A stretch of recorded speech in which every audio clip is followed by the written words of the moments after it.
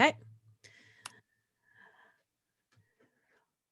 Well, holy moly, are we excited to have Rabbi Leah Berkowitz back with us for, count 'em, the third time on our show. That is unprecedented in our short 2 seasons of our show, but we just love her that much. Leah Berkowitz was on episode 3 of season 1. She was part of our pandemic live specials over the summer, and now she is back to let you know that she can really shake them down. Do you love me? I can really move.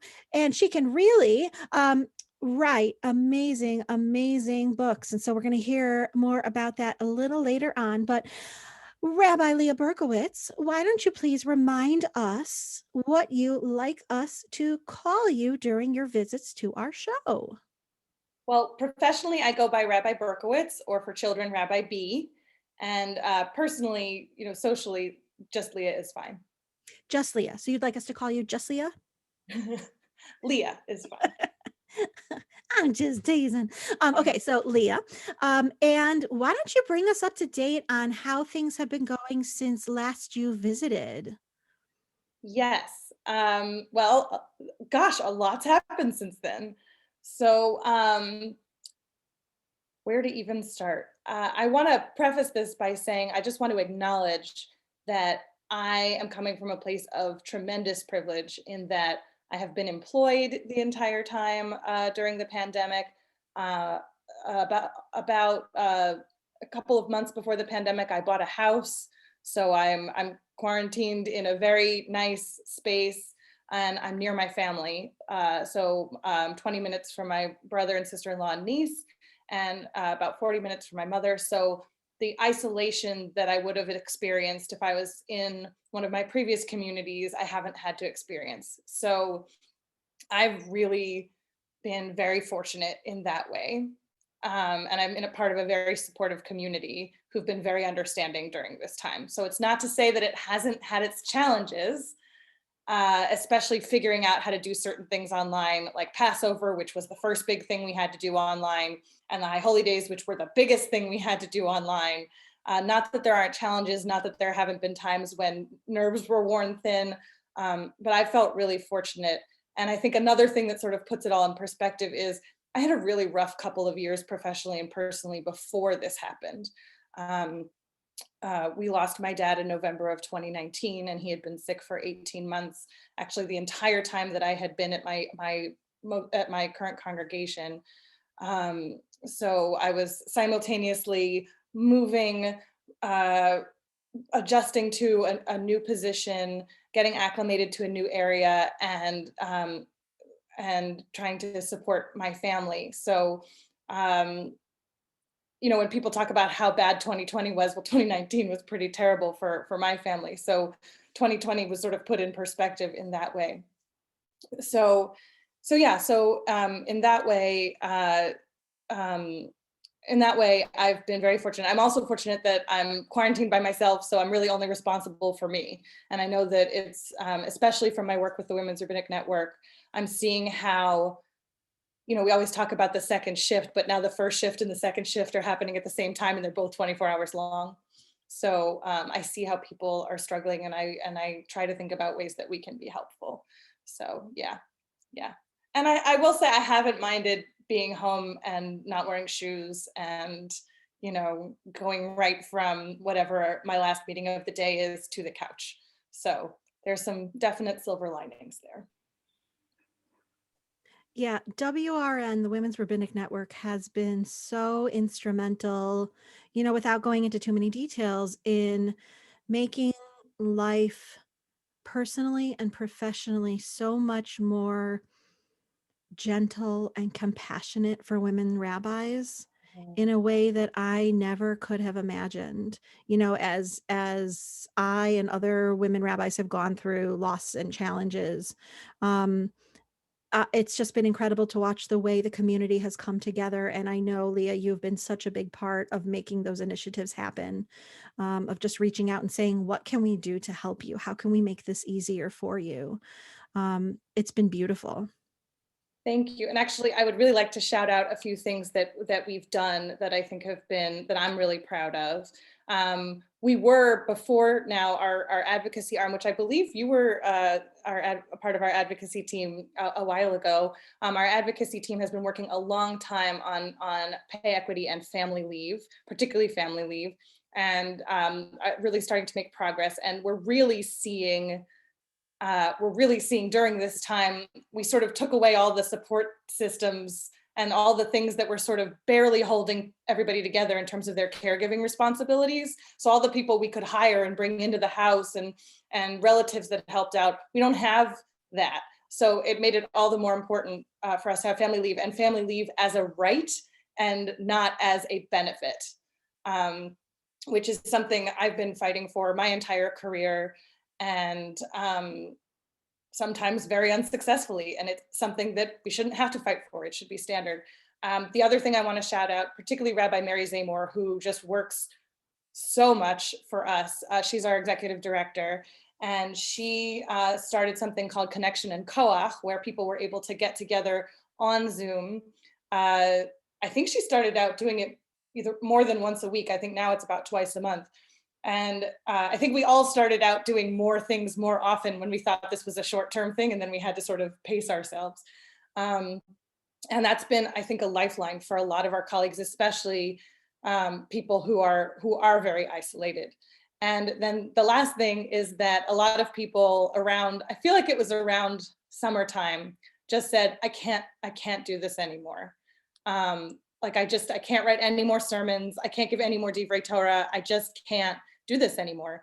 And we did two things. So Rabbi Melanie Aaron stepped up, and she is now providing, in Christian denominations, they call them supply pastors, but people who can step in if you just need a day off, who can step in, and you can do it from anywhere now because of Zoom. And we also created a Google Drive that has by Parsha and by holiday sermons, Torah studies. So you can literally just go on there and download something and teach it. And which is still work, by the way, because a lot of times it's like, I have to read it. I have to make sure it's going to work for my people. Sometimes I have to adjust it or cut parts out of it or whatever. But it's better than nothing. And I'm just really proud of that work. And it's not enough, but it's something. Yeah, really incredible to have a database of other people's, contributions, and then and you're sharing your own, and yes, you have to put it into your own voice. But to say, tonight I have nothing more to give, so let somebody help me. We think we can't ask for help. And you give us an opportunity to say, I need help tonight.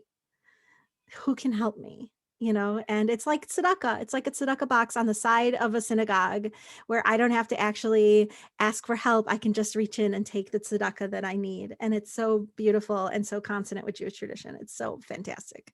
It's very much take a penny, leave a penny, Yeah. Yeah. Fabulous.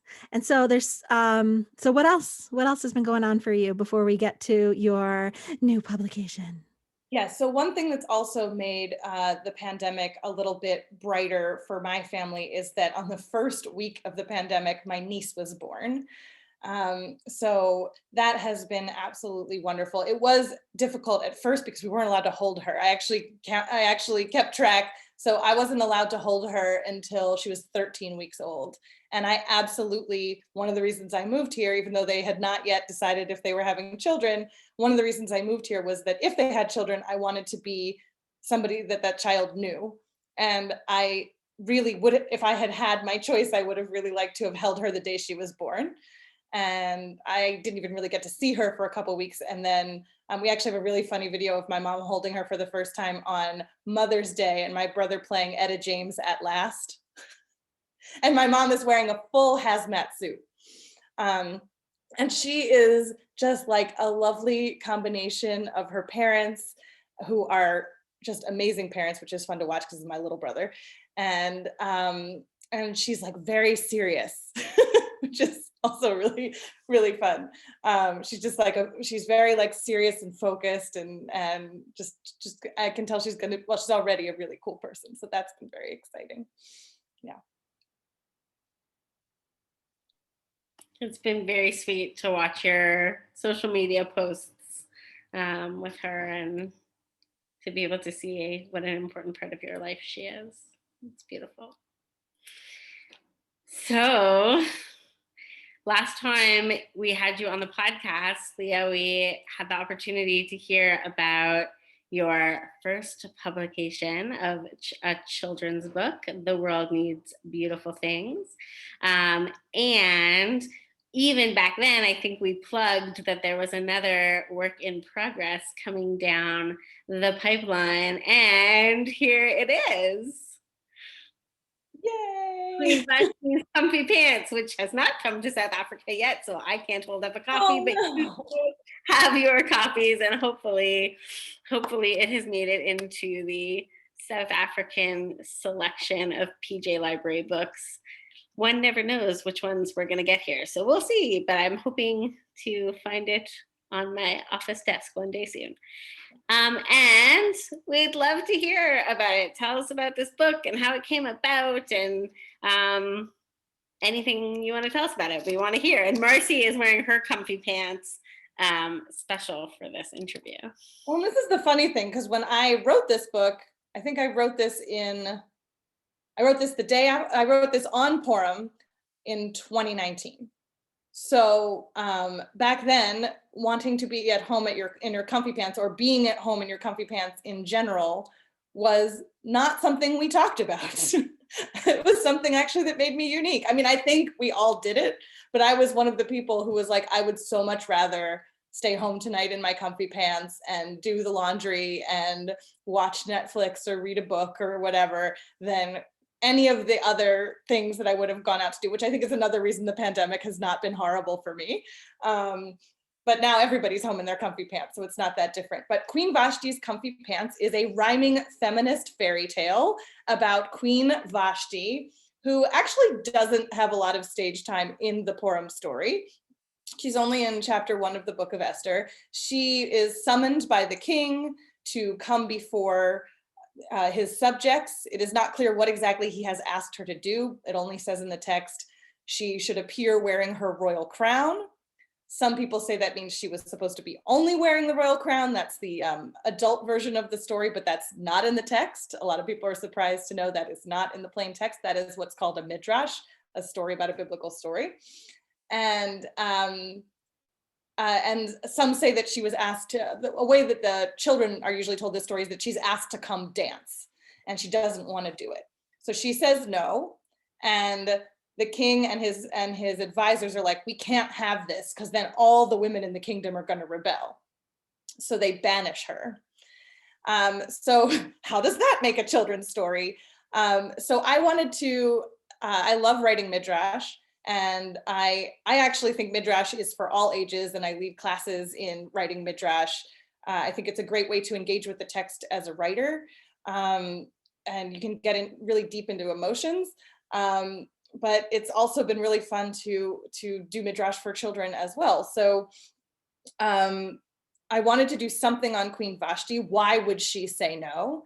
And the morning after our Purim Spiel in 2019, which was Mary Poppins themed, I woke up, I was half awake, and I guess I would say I was still 3/4 asleep, and I hear in my head, I am not in the mood to dance, for I am in my comfy pants.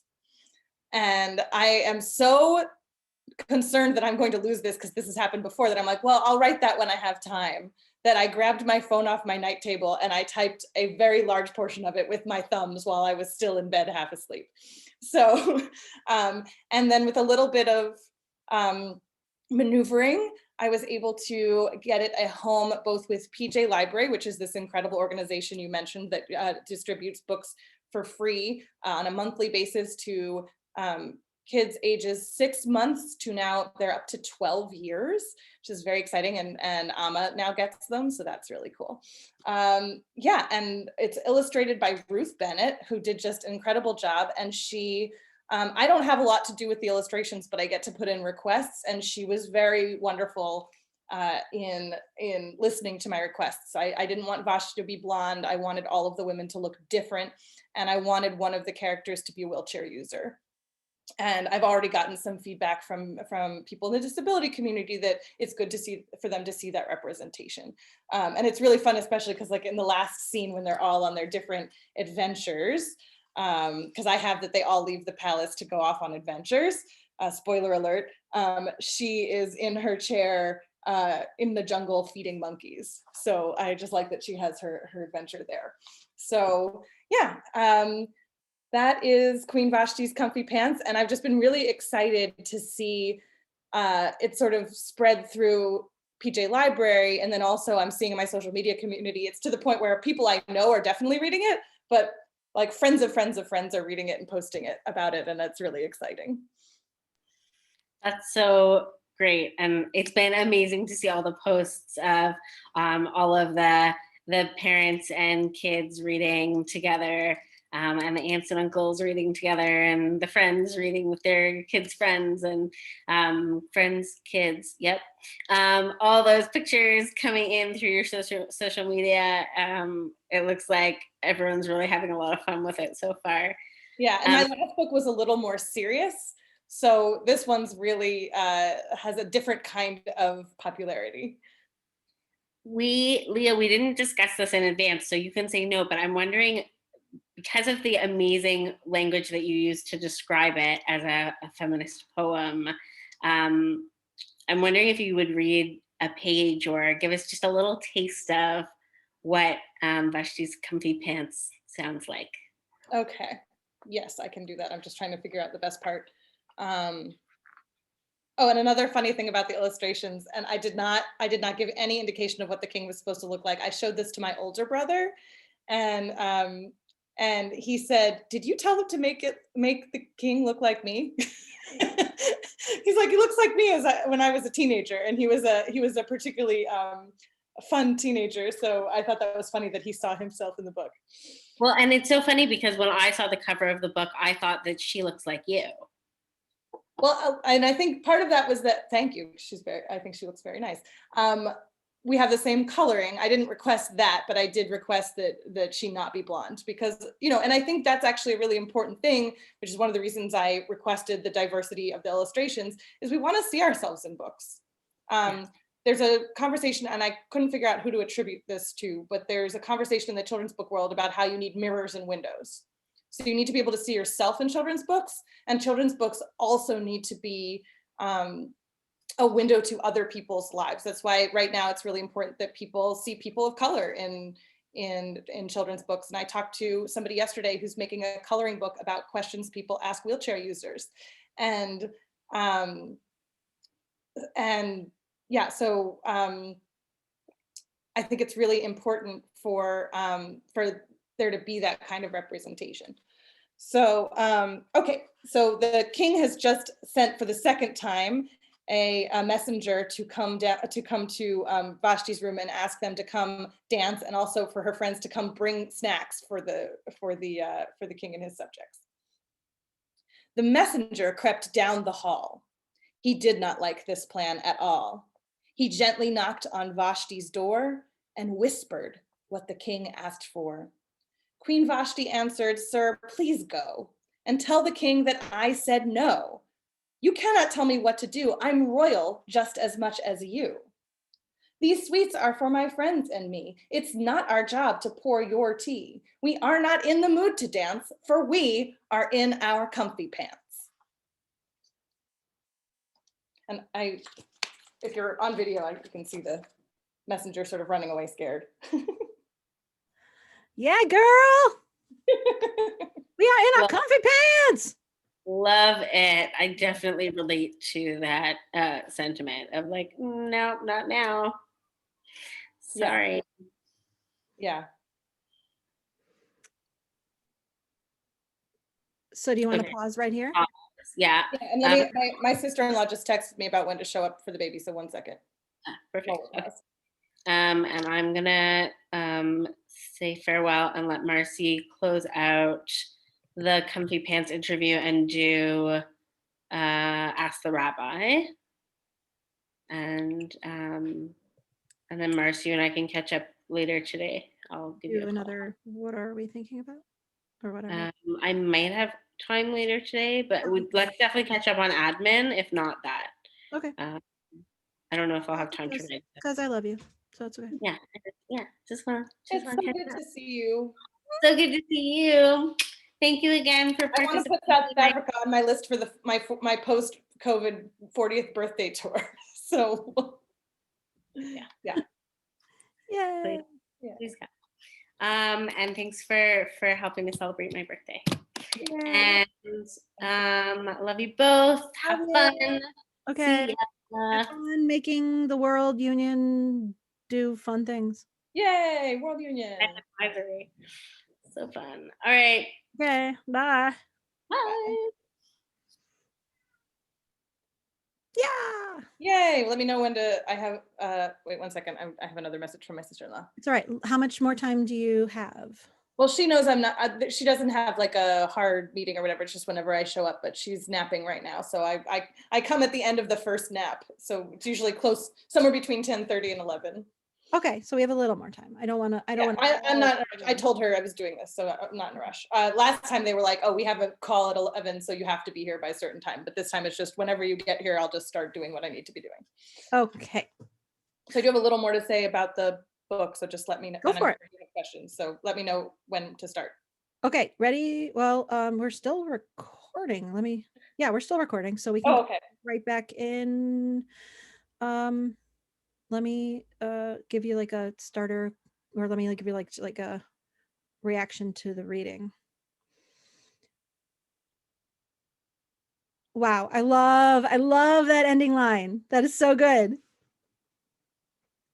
Yeah, and in the text, comfy pants is capitalized, so it has now become part of the reading ritual for a lot of families to sort of scream comfy pants, which by the way is part of where the book came from. Was when I usually get into comfortable clothes when I used to go out. I would get into comfortable clothes as soon as I came home, and I had a lot of like fleece pants with patterns on them. So my favorite is a red pair of pants with Cookie Monsters on them.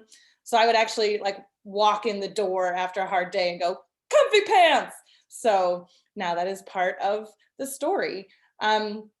I did want to say a little bit more about the mirrors and windows, because one thing that's been really exciting about this for me is that when I was little, and I'm guessing when you were little, this would have been a book for girls.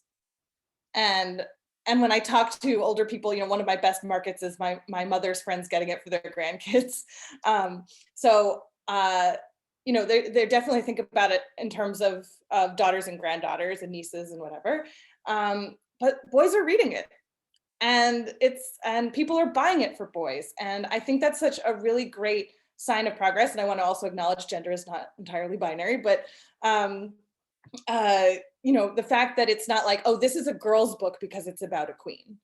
And there's other messages in it, and anyone can benefit from that. And a lot of it is about knowing what makes you comfortable and what social settings you want to be in, and also about being able to say no.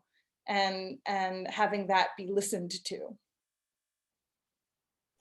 We have spent a lot of time, especially recently, with our almost 5-year-old, talking to him about what he can say no to. Mm-hmm. And that's okay.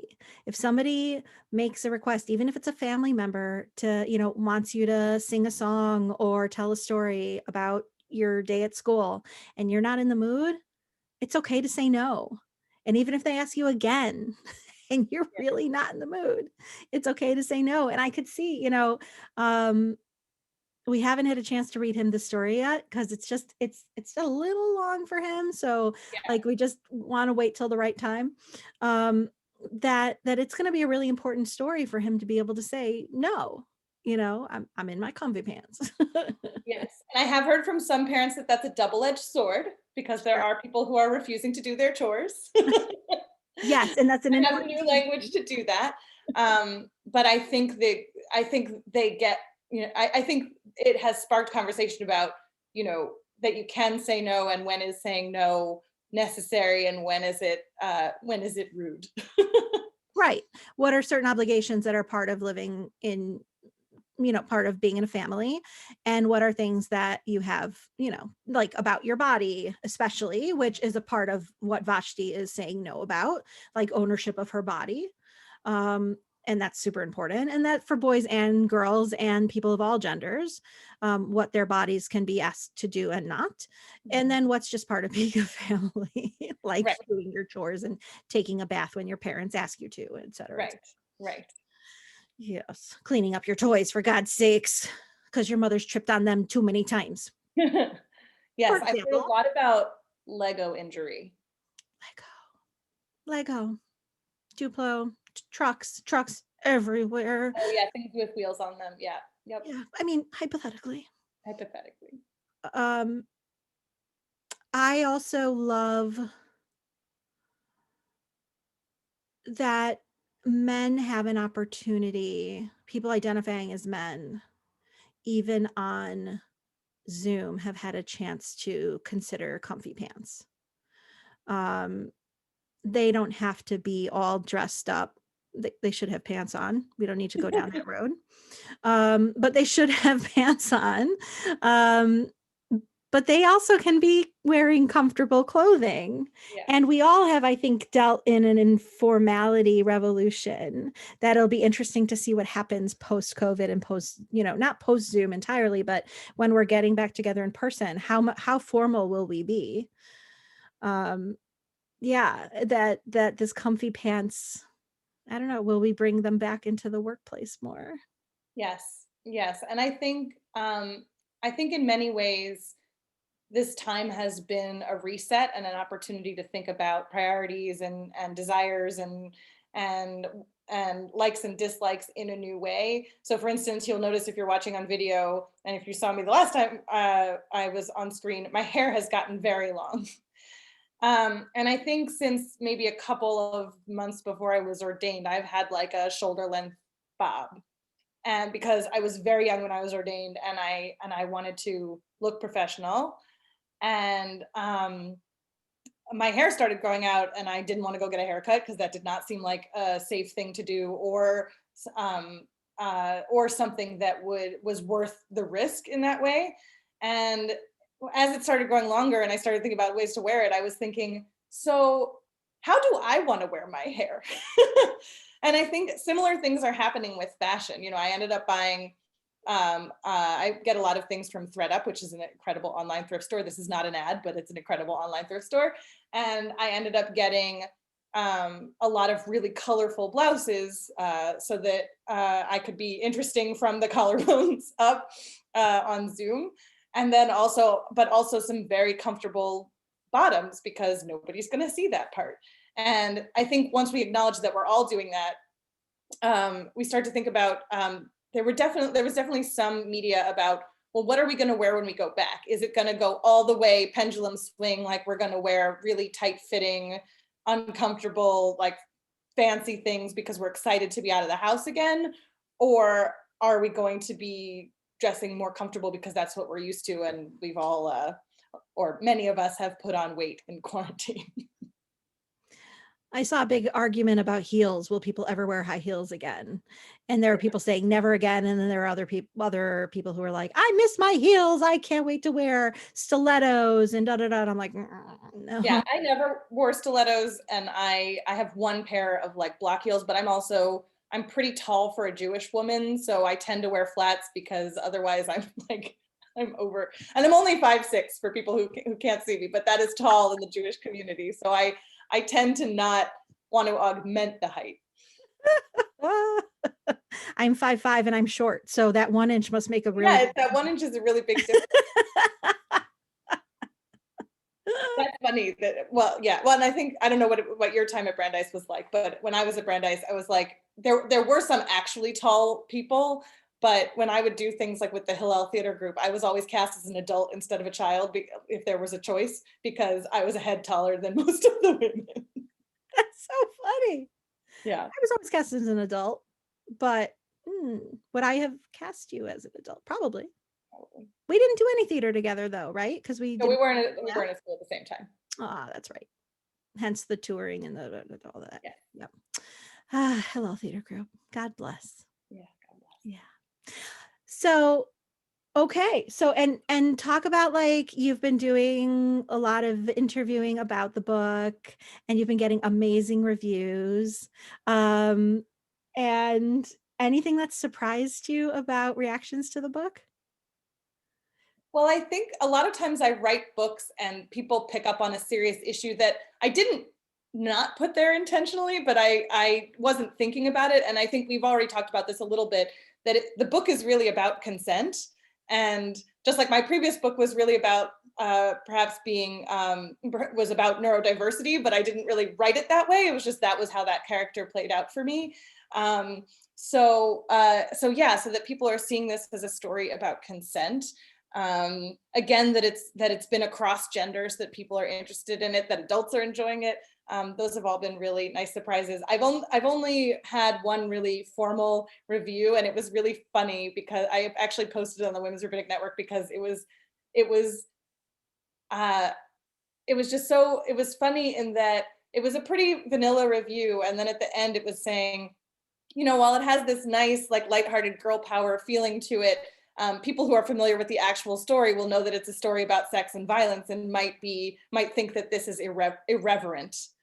And that was kind of interesting, because for one thing, a lot of the things that they are assuming are part of the story are not actually part of the story.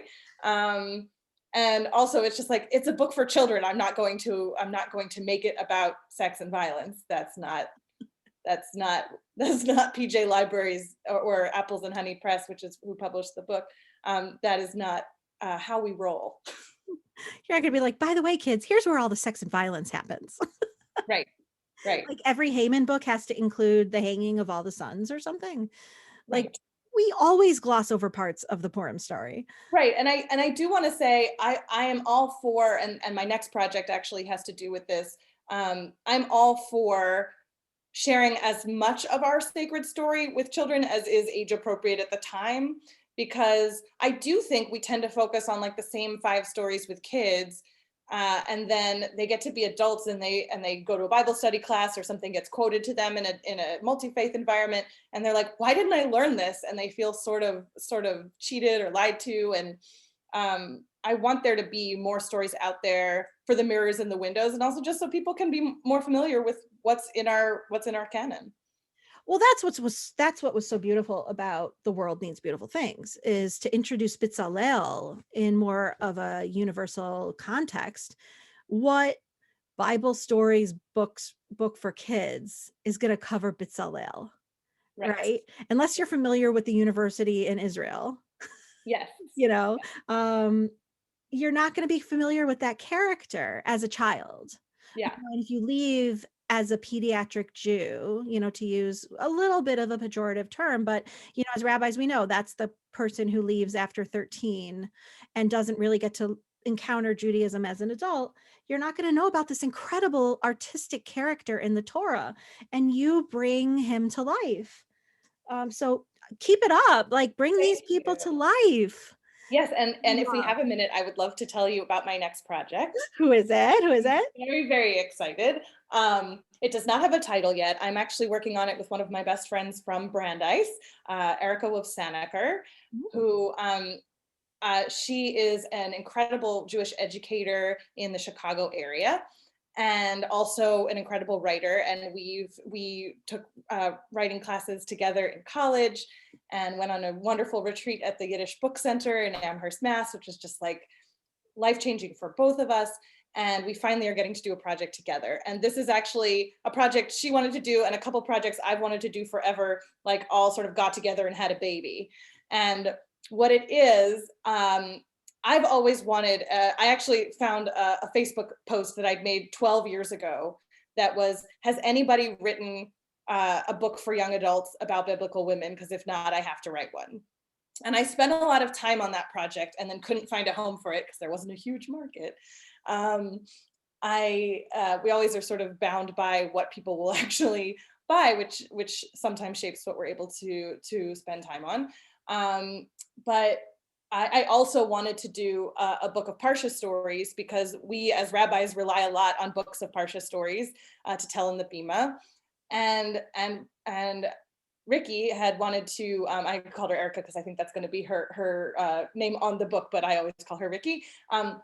Ricky had wanted a book for the classroom, if you wanted to read, and we were also thinking in terms of, a lot of times you have that like precocious kid who you need to give another book to.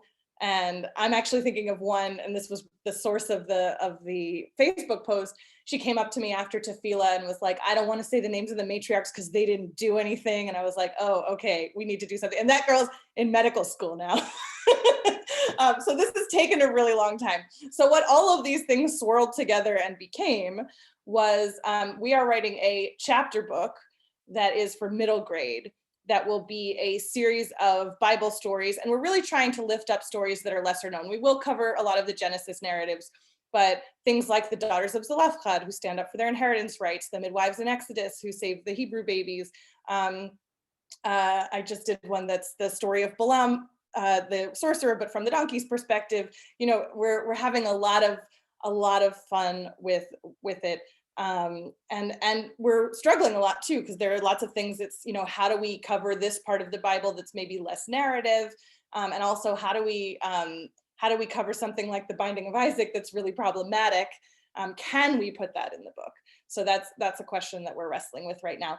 But that's also going to be with Berman House, which is Apples and Honey Press is part of Berman House. Also going to be with Berman House sometime in 2022, which is very, very exciting. Are you including Serach Bat Asher?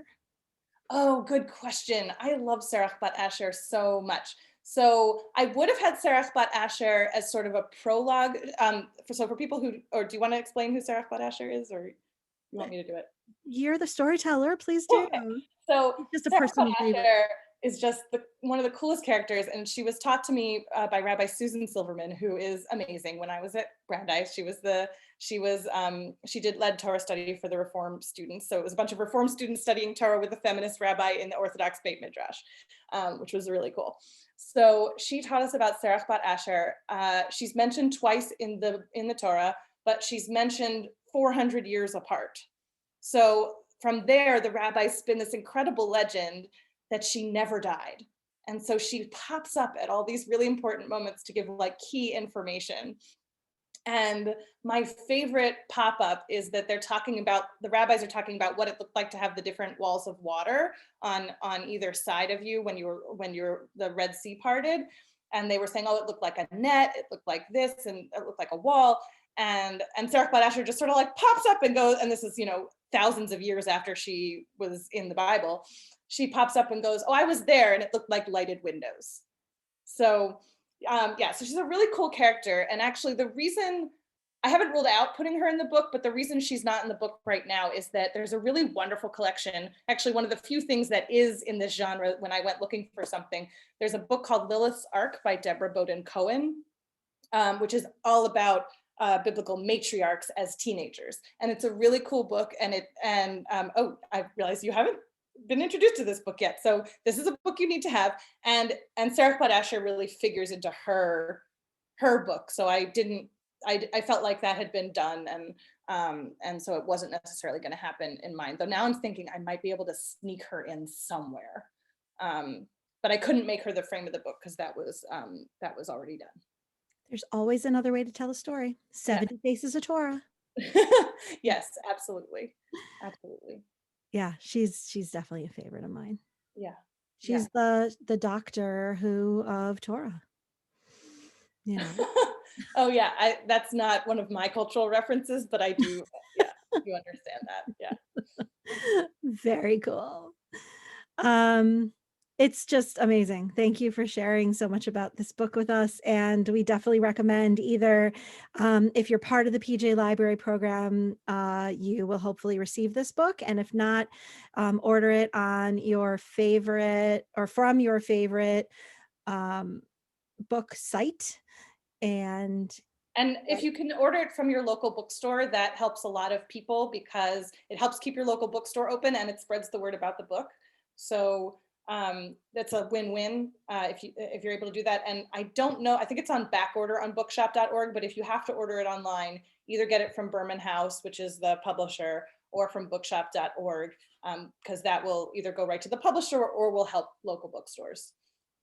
Trying to steer people away from the Goliath. From the Goliath. Help David. Yes, help the Davids of the literary world. Thanks. So, Leah, as you know, we often have a segment called Ask the Rabbi, which includes reader. Hold on, brain moment. Ask the Rabbi segments, which include listener submitted questions that are for our guests. So this episode, we have a question submitted by Beth Heyman, which I hope I am pronouncing correctly. And her question is, how difficult is it to have to be held to an unfailingly higher standard? And this question seems so appropriate given much of our conversation today. As rabbis, we often feel as if this is true. As women rabbis, I wonder if it is equally true, more true, less true. So, Leah, what are your thoughts on this Ask the Rabbi question? Yes, I'm glad that Beth noticed this. I think a lot of it's unconscious. That people are holding us to a high standard and also maybe projecting onto us any sort of suffering they've had at the hands of a clergy person or a religious community. We have to a lot of times address all of that baggage when we bring somebody into our community, even if we were not involved in whatever trauma had been experienced before. I feel like I internalized a lot of this. So sometimes it's hard for me to separate the high standard I hold myself to and what other people are holding me to. I started my career very young. I think you did too. So went right from college to rabbinical school, was 26 when I was ordained. So we had a similar experience in that way. And I really internalized, no one's going to take you seriously. So I realized I spent so much time both before, during, and after rabbinical school, like trying to get people to take me seriously. And again, some of that was real, and some of that was people telling me no one's going to take you seriously. And it's really only been very recently that I've been able to relax a little bit. I think we talked about a little bit before, I'm starting to get gray hair. I'm almost 40. I have a lot of experience. Actually, one of the interesting things in this job was about a month before I arrived, something happened in the community that required, that just was unexpected and required some attention. And in the phone conversation, I was actually able to say, oh, I've dealt with that before, XYZ, this is what we need to do. And that was such an amazing thing to be able to say that, and then to have people hear that and listen to it. And it's not to say that I don't still struggle with that, because I'm still typically a young woman in a room full of people who are older, who are male, who are used to sort of having the floor. But I feel like I've been able to come into my own a little bit. And I also think it's been really helpful to be part of a community that's very compassionate, which is not to say sometimes I don't get long emails of how I have disappointed people, or have people take me aside and say, I need you to do this and you're not doing that. So it's not that I don't get criticism. It's not that I don't still have challenges. It's that I feel like I'm in a community where there is the kaf zechut. We have this judge everyone with a kaf zechut on the side of merit. We have this understanding, and I believe it's a mutual understanding that everybody's trying their best, and that helps. But it is hard, and there's the need to. There feels like the need to always be proving yourself,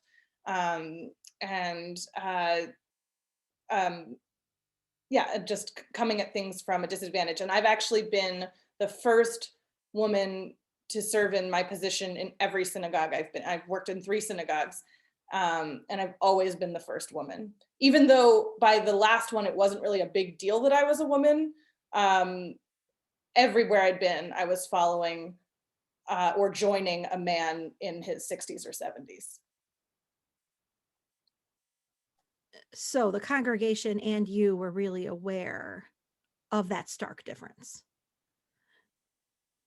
Yes, I For think better or for so. worse. And I think in some ways that helped. And actually, my first sermon for the High Holy Days here, I told this story you're probably familiar with, about the rabbi's son takes over for the rabbi, the beloved rabbi, and immediately people start complaining because he changed everything. And they said, "Why are you not more like your father?" Like, that's why they hired him, because they thought he'd be just like his father. He's like, "Oh, I'm just like my father. My father never imitated anybody else, and neither do I." Mhm. And I think telling that story was really helpful in that context. I always think there are stories that are helpful in various contexts. Telling that story helped people to really understand. And I think in that way, it might have helped that I was a young woman, because there was no way they were going to think that I was like him. And him is Rabbi Elliot Holin, who is amazing and who has been a wonderful mentor and emeritus. He's the founding rabbi of the community. So he has been wonderful. And it has also been good for people to know we hired somebody who is not like him, though we actually had a lot in common when we first met. So we can't expect her to do things the way that he does, to the point, and this was where it became important, that my height and my being a woman, we have a very high arc and a very large top heavy Torah scroll. And I actually almost dropped the Torah on Rosh Hashanah because I was like trying to get to the right angle to pick up this scroll and lift it out of this high arc. And the rabbi before me was over 6 feet tall. And I just went, once that had been taken care of and it was clear that I had really struggled, I went up to the bima and I said, when you interviewed me, you didn't ask how much I could bench press. And that sort of cleared the air for everybody. I did also throw my back out from that experience. So it wasn't entirely a happy ending on that one. But, it was a recognition. It's like, there probably are women who can lift that Torah scroll, and there are probably men who can't, but this is something that Rabbi Holin could do that I can't do. So now I'm not allowed to, there's other scrolls, but I'm actually not allowed to touch that scroll. So somebody else always has to take it out. As the oldest in my family, I'm also the shortest. Mhm. So Rabbi Adam Bellows spoke last week at our synagogue. He was like a guest storyteller. And so I put in all the PR that he's the younger but taller Rabbi Bellows who will be with us. Yeah. Because he can reach all the things that I cannot. Both my brothers are over 6 feet tall. Yeah. I don't know, genetically, what are you gonna do? Are your brothers taller than you? So my little brother is taller than me, and my older brother is also taller than me, but it's a less noticeable difference. Ah, yes. Well, of all the things that women rabbis have to struggle with, Yeah. height too. Yes, and we do have some very tall female colleagues, so that's not across the board, but yeah. No, and we have very short female colleagues. Yes. I feel like we're getting really punchy. This will be cut. So I was like, I'm hoping some of this. I'm like, I'm going on for too long. This is you got to cut some of this. We're gonna cut that. Anywho, so ask the rabbi. So it is hard to be held to a higher standard all the time.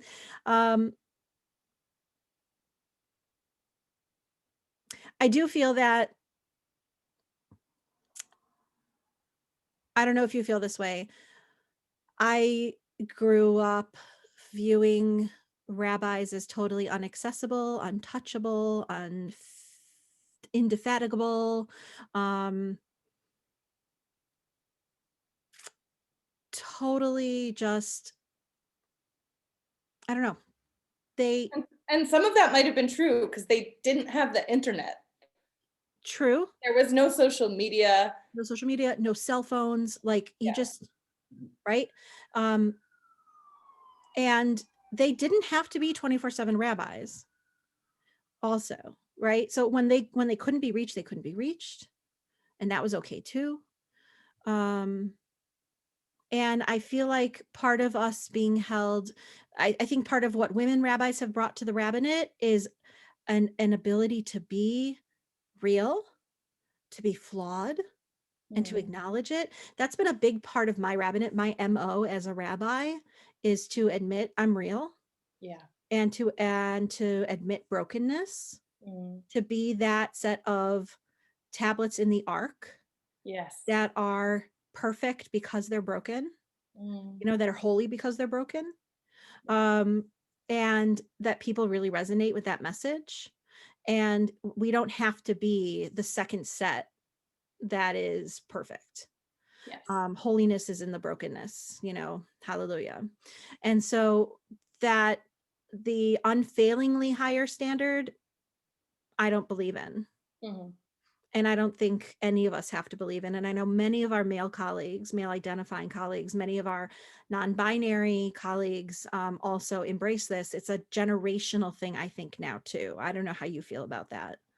Yeah, I think, right. And I think that, and I think that social media has both helped and hurt this, because I think that on the one hand, people are trying to project this kind of perfection, but then there is sometimes also that window into our imperfections. And I think that also got to a new level during COVID, because I think that a lot of people really did start posting about like, this is bonkers, and my house is a mess, and my kids are struggling, and and we had popcorn for dinner today. And I think that, I've always tried to be pretty real about things. And there's a thing about looking on the internet and you're comparing your insides to other people's outsides. And there's actually now documentation that causes anxiety and depression and things like that. And I think the fact that more of us are showing our insides on the outsides is helpful.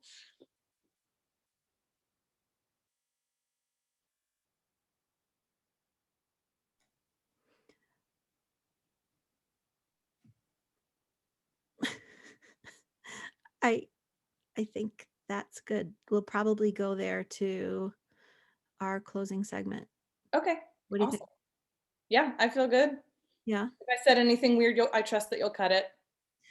On Jody and Jen's podcast, I called Hamantashen vagina cookies, and then I called her. But they are vagina cookies. I know, but I was like, that wasn't what the podcast was about. You need to cut that. They're vulva cookies.